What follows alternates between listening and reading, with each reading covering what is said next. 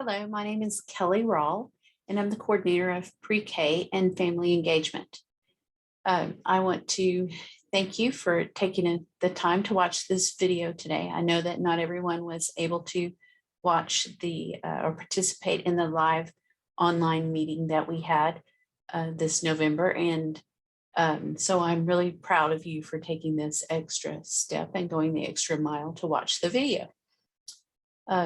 I'm going to be doing things a little bit differently today than I usually do. And by that, I mean that I'm going to be switching back and forth between my camera and my presentation.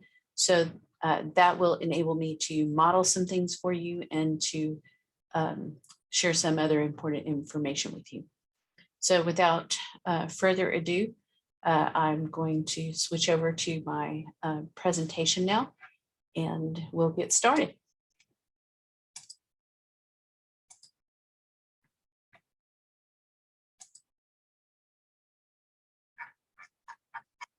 I'm sorry, I'm going to scroll all the way back to the beginning. My apologies. So, welcome to the first grade Spotlight on Literacy workshop. I hope that you have a favorite book nearby that you can do some of the activities together with us and together with your student today. We need to know that you watched the video online.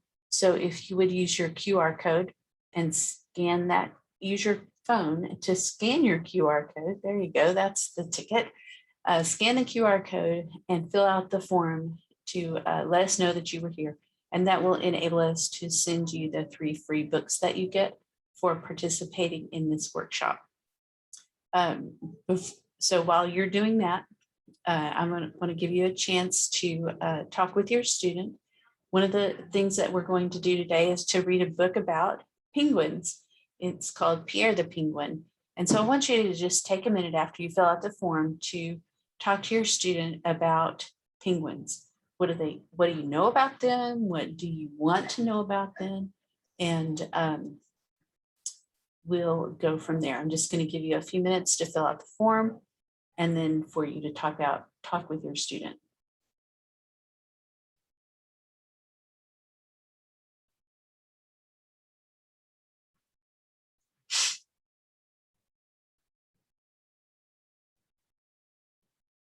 And actually, I'm going to say, go ahead and hit pause so you can do those things and then hit play again when you're ready to go.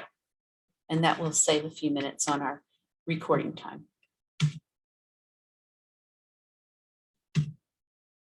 Now we're going to do an activity together. So boys and girls and moms and dads and brothers and sisters and grandmas and grandpas and whoever is online with you, we want to do something called echo reading. And we're going to read this very short poem. And the way we're going to read it is echo reading. So boys and girls, have you ever done echo reading with your teachers before? It's a really fun way to read a poem or a story or a couple of pages in a book or whatever you have to read. It's a fun way to do it. So when you are echo reading, then you repeat what I say. It's kind of like copying what somebody else says. So I'm going to read a line or a sentence, and then I'm going to stop and you read it. And then I'll read the next one, and then you read it. And so on and so forth until we're finished. And then we'll talk about it a little bit. All right. If I change my voice, you change your voice. If I read with expression, like I'm happy or excited, or if I use my Minnie Mouse voice, then you do that too. So an echo is supposed to sound just like the first person said it. All right, let's get started. Let's come together. Let's come together.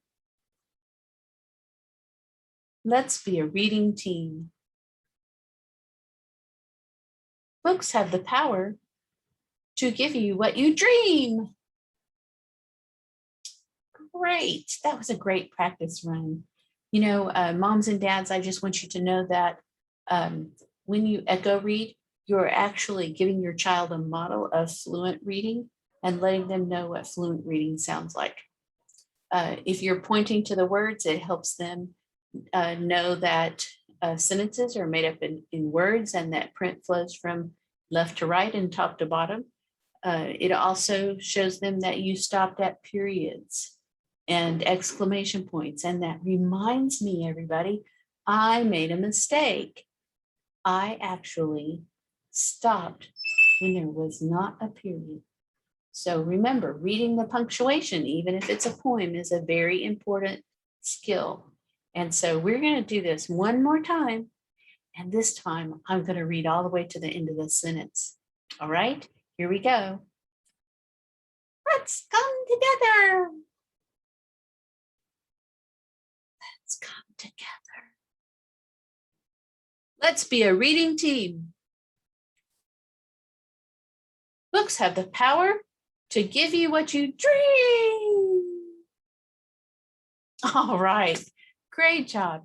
Did you notice that the first time we read it, I said books have the power, and I paused as if there was a period there, to give you what you dream. Well, that's not a complete sentence.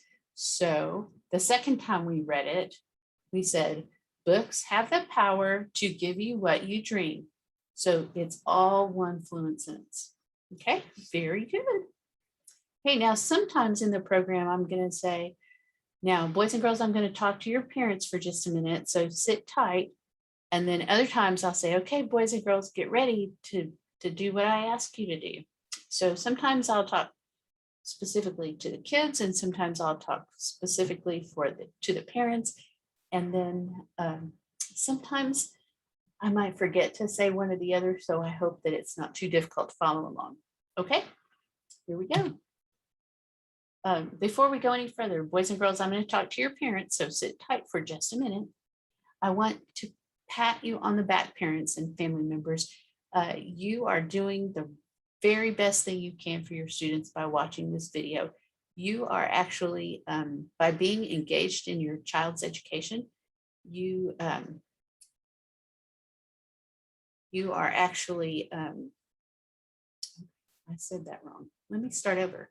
So we know from lots and lots of research that students with engaged families have better attendance, they make better grades, they go to advanced classes, they stay in school longer and graduate from high school, and they often go on to college or tech school or the military. And so thank you very much for being here. I know your child thanks you. If they don't thank you now, they'll thank you later. So good job, families, for taking this time to watch the video. A lot of this doesn't really apply since we are creating a video of the online session. And so I just ask that as you are watching the video and your student is there with you, that you do participate with your student and have fun with it. And then when we're all done, you are going to take away some strategies for helping your child grow and thrive as a reader, as well as some activities with flashcards and other resources.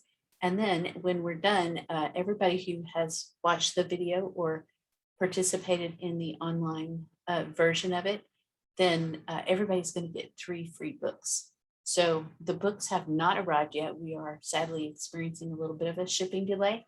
And I just want you to know that as soon as those come in, we will be packaging them up and sending them to your child's teacher so that they can send them home with your student. Okay, so books are coming soon.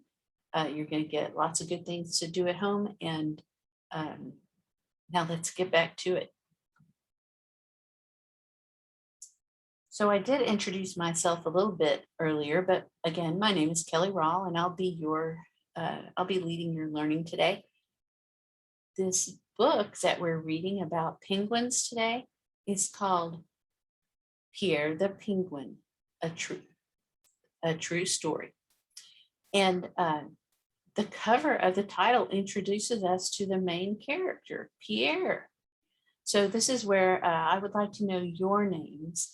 And so under the comments section, you could type your name, your child's name, and your child's school. And if you just want to put your child's first name and their last initial, or their first initial and their last name, either way, that will help protect their privacy. after you've done that, type in, what do you think Pierre is going to do in this book? Boys and girls or families, when we ask you to think about something that you haven't read about yet, or when we're asking you what you think might happen next, that's called making a prediction. And so a prediction is an educated guess. So based on the cover of this book, then you might say that Pierre is going to go swimming.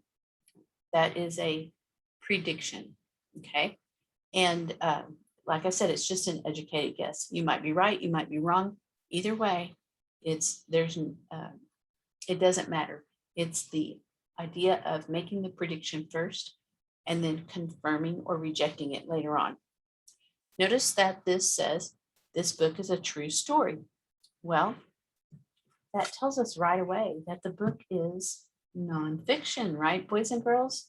You should know, I know you've heard your teacher talk about the difference between fiction and nonfiction. A fiction book is actually a story, and it is not true. It did not really happen, and while it may have some true facts in it, it is not a true story. However, this says this book is called Pierre the Penguin, a true story. And so since it says it's a true story, that makes it nonfiction. It is something that really happened and can be proven. Okay. Now, some nonfiction books that you read are going to have actual photographs on the front, or they're going to look very technical and they'll have pictures with captions, and they will be very factual. Well, this book is actually written in the form of a story, and so it looks kind of like a story book. And this book was written by Jean Marzallo, and it was illustrated by Laura Reagan. And since she illustrated, that means she drew the pictures. So while the pictures are not of real things, they represent real things. Okay. Okay, parents, just real quick. There are some things that we teach students to do before, during, and after their reading. And those are actually the steps in an interactive read aloud. So some things that you do before you read are you preview the book. So you take a look at some of the pages, and like I might look at this page and I see this word museum. So a first grader might not know this word museum, but hey, remember last summer when we went to the History Museum in Fort Worth? Or maybe this summer we want to go to the museum in Dallas. Well, that helps them set their mind that helps them know what the word museum means when they come to it in the story. Notice that this book has a lot of words, and it's pretty, it's not just a real easy phonological book that you can sound out all the words. So this has some very meaning heavy words in it. And that also tells us that the reading level for this book is higher than an actual first grade reading book. And so that was done on purpose because we want the families to be very engaged in reading to the children. And we want you to be able to talk with them and share your knowledge and help them read the book. So this is not intended to be an independent reading book for first graders. Anyway, we're going to preview the book. We're looking at the pictures. Look, I wonder if what she has in her hand and she's giving to that penguin is in that bucket. I wonder how cold the water is. You know, those are things that you look at and when you're previewing the book. Wow, those are a lot of penguins. I don't see any ice in there. Huh. Interesting. I always think with penguins, there's going to be ice. Right. So that's kind of what a picture walk looks like. And so you would just page through some of the books. Some of the pages, it's pretty quick. And it just gives you an idea for what's to come in the book. So at the beginning of the meeting, you already talked about what you know about the topic. So you were talking with your child about what you already know about penguins and what you might want to know about them. And then talking about the words. Remember, we pulled out the word museum. Then while you read, you're actually asking, you should ask, I wonder questions. Just like I said, I wonder if what she's feeding the penguins came out of that bucket. I wonder if the water is cold. So these are things that you might just stop and think about out loud as you're reading the book with your student. And then after you read, you want to retell or summarize the book. So we're going to I'm going to stop sharing so that my camera comes back on. If I can find my mouse, there it is. All right. And so I'm going to go ahead and I'm going to model what an interactive read aloud would look like. So this book is Pierre the Penguin, A True Story. And we actually already talked about whether or not it was fiction or nonfiction. So I'm not going to do that now. We're going to get straight to the book. This is the true story of Pierre, a small penguin in a big museum. It is also about the people at the California Academy of Sciences who work together to help him get through a hard time. Wonder what kind of hard time Pierre is going to have. Down at the end of African Hall, past statues of animals big and small, there's an aquarium wide and tall with real life penguins, 20 in all. Did you notice anything about the words at the end of the sentence? They rhyme. Did you notice that? Hall rhymes with small. And small rhymes with tall. And all rhymes with tall and small and hall. What do you know about that? Remember, rhyming words sound the same at the end of the word. And so you can change the beginning sound and make a whole new word. Oh my gosh. If you change the H in hall to R, you get roll. My last name rhymes with hall and small and tall and all. That's cool. Remember, rhyming words sound the same at the end. Oh, so look, at the end of the hall, there's the penguin. And they called it an aquarium. Have you seen a fish tank? That's an aquarium. That's an example of an aquarium. So here you see that looks like water on the bottom and rocks up there where the penguins are standing. That's a really big aquarium. African penguins don't like ice. For them, a warmer place is nice. Raise your hand if you heard a rhyming word, 2 rhyming words in there. That's right, ice and nice. But that explains why you don't see any snow, doesn't it? Because these are African penguins. Oh, it said there are 20, right? Let's see if we can count them. 1, 2, 3, 4, 5, 6, 7, 8, 9, 10, 11, 12, 13, 14, 15, 16, 17, 18, 19, 20. Look at that. There are 20 penguins. Oh, I really do wonder if that water is cold. Maybe it's not because they said African penguins prefer warmer places. Here comes Pam with fish in her pail. The penguins are fed twice a day without fail. Oh, so twice a day she comes in and gives them fish. Pam enters the tank through the sky-painted wall. A hidden door there leads out to a hall. Some of the penguins look just the same. Wing bands help Pam call the birds by name. Oh my gosh, I don't see anything that looks like a door in there. That door is very well hidden. And she said they have wing bands.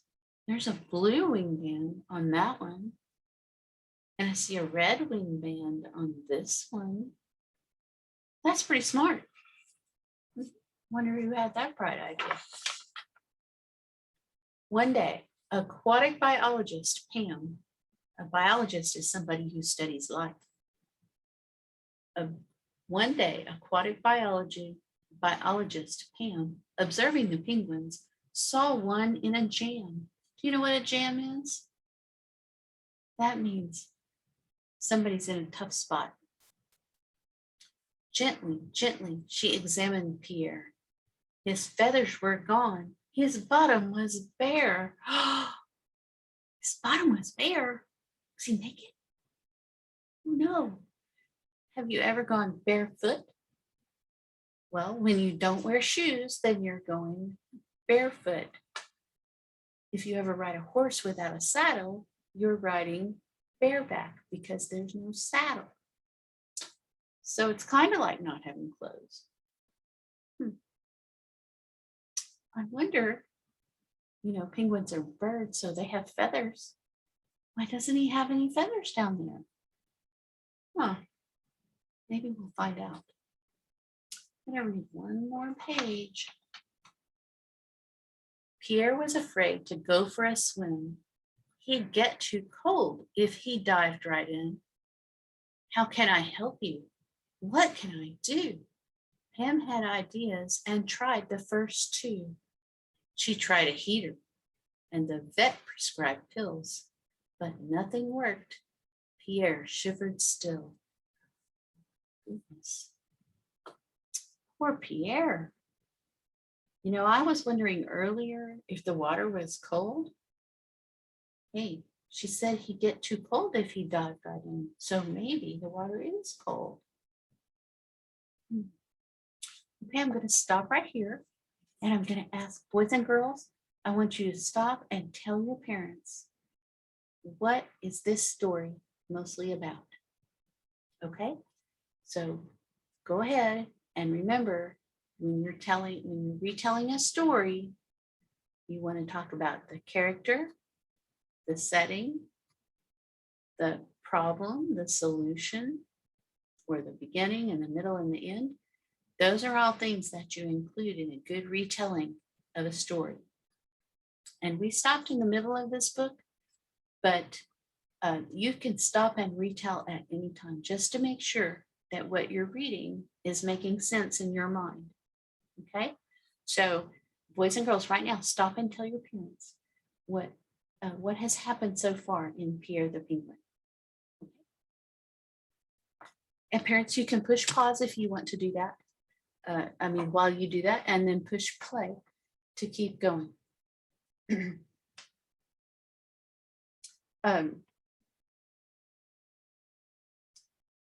After you do that, then what I'd like for you to do is to pick up that book, that favorite book that you have handy, hopefully. And I would like for you to do an interactive read aloud, at least for a few pages with the book that you have on hand. Okay, so again, remember to press pause right now and then come back when you're done.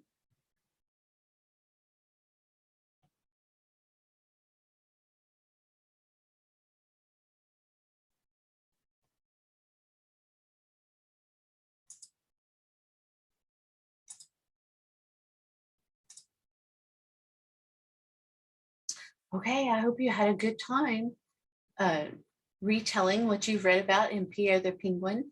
And I hope that you also did a quick practice run at an interactive read aloud with the book that you already have on hand. Okay. So now that you know how to do an interactive read aloud, I want to show you some ways that you can extend the learning from a book such as Pierre the Penguin. Remember that we talked about how the words in the story rhymed And so here's an activity called Rhyme Time. And you start out by saying things like, I'm thinking of a word that rhymes with bed that starts with What's the word? Can you figure it out? Boys and girls, tell us. It rhymes with bed and it starts with That's right. It's red. Okay, so after this is over, I'm going to email you a link to a resource folder. And in the resource folder, you will see a little set of picture cards that you could print, or you can just look at them to do this activity orally. And you might say, look, here's a picture of a gate. I'm thinking of a word that begins with and rhymes with gate. What's the word? Remember, it rhymes with gate and it begins with mate. Awesome. You're so smart. Good thinking. Okay, so that's rhyme time. And you could actually change the rules on this or change the hints that you're giving. I'm thinking of a word that begins with grr, grr, and it's the color that plants usually are. That's right, it's green. Okay, so see how you can change the hints to help you do the activity. It's like a guessing game. Now I want to show you how to do read, spell, read. And so to do this, I'm going to step back over here and we're going to look at this word. This is the word from. So read, spell, read is a strategy that you would use when you want to practice your child's sight words. And so sight words are really important because they help the child read fluently. And when your child can read the sight words fluently, then the sentences flow together more evenly and they make more sense. So sight words are those words that we want to know lickety split. We want to know, we just want to be able to look at it and say the word. Look at it and know the word. And so you might be looking at a deck of sight word cards and your child's practicing them and they're flipping the cards over and, at, it, but, the. And then they come to this word and they stop and they might try to sound it out. Or then you say, oh, you're stumbling on this word, so let's try read, spell, read. And when you do that, you just put your finger under the first letter and you, the grown-up, reads the word and says from, F-R-O-M, from. Your turn, and the child would read, spell, read. And they put their finger under from, F-R-O-M, from, again, and have them do it again. And so the more you do this, the more the student will learn the word from, and they'll be able to read it automatically when they come to it in text. However, sometimes sight words they're phonetic, and so you can sound them out, like a child could actually sound out from, but we don't want them to, because the more time they spend sounding out the word from, the less time they're going to be able to put toward thinking about what they're reading. So what we really want them to be able to do is to read sight words fluently so they can concentrate on comprehending the text that they're reading. Okay, I hope that helps make sense of why sight words are important. And I hope that you will use the sight word cards that are in the resource folder to help your student practice their sight words. When you're practicing your sight words, you want to make sure that you start out with 5 or 10. You don't want to have a whole deck of 100 sight words and start working on those every night. That's just too much. Start with a few. When they know some of those, switch them out. And when you come to one that they need to read, spell, read on, set it aside so you can practice extra on that one. And then, and whatever other words that your student struggles a little bit with. So that gives you a little more information about how to practice your sight words. So then the last skill that is actually on the screen, and I'm not going to flip back over to my screen, is comprehension. And so we did that when we practiced retelling about Pierre the Penguin and whichever book you had on hand to do your interactive read aloud with your child. So when you remember, when you're summarizing fiction, you want to tell about, you can use your hand to remember the characters, the setting, the problem, and the solution. And then maybe one other comment about the story. So it's who, when, and then what happened. Maybe you do beginning, middle, and end. Or maybe you do who, what did he want? Where did the story take place? And the problem and the solution. So your hand can be a good retelling tool. Then when you're reading something that is nonfiction and it's not telling a story like Pierre was, then you want to think about main ideas and supporting details. So one other thing I would like for you to think about when you're helping your child practice retelling, and that is that retelling is a short activity. So it's kind of like when somebody else goes to see a movie, you don't want to hear every little detail about it because that'll spoil the movie for you when you go to see the movie. So when you're retelling something, you're just getting straight to the heart of it, just the gist, and you're not telling how it ends when you're talking about a movie. You're not telling them how it ended because you don't want to spoil it. That's what they call a spoiler. So remember that there are different ways to summarize when you're retelling. One way is for when you're retelling fiction, and another way is for when you're retelling nonfiction.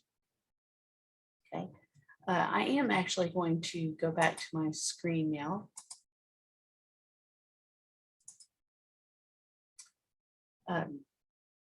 There will be some extra resources in the resource folder for you to be able to do and remember how to do all of these activities. And these are just the links to the files in the folder, but I will be sending out the link to the whole folder. So you might be thinking to yourself, what do I do now? Well, it's pretty easy. Just read with your child every day.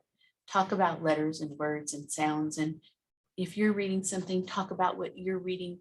And if you're practicing something for reading, then just try to make it as fun and positive and interactive as you can. And that's going to encourage your child to want to read more. So that wraps up our program for today. And again, I know you already filled out the sign-in sheet, but we'd also like for you to fill out our exit ticket. And you can push pause so you can scan the QR code or type in the link. I know that link's a little hard to type in, but if you would just fill out our exit ticket as well, and then that will help ensure that we get your books to the right place.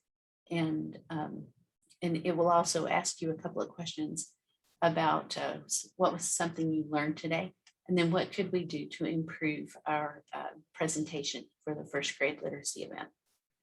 So if you have any questions, please don't hesitate to call me or email me. Email's probably best, but my email address again is kellyrall@hebisd.edu. Again, that's kellyrall@hebisd.edu. All right, have a great day. And remember, first grade is a whole year long. So relax, enjoy it, have fun, and support your student at home as he works to meet his first grade goals. Okay, so we'll see you soon. Bye-bye.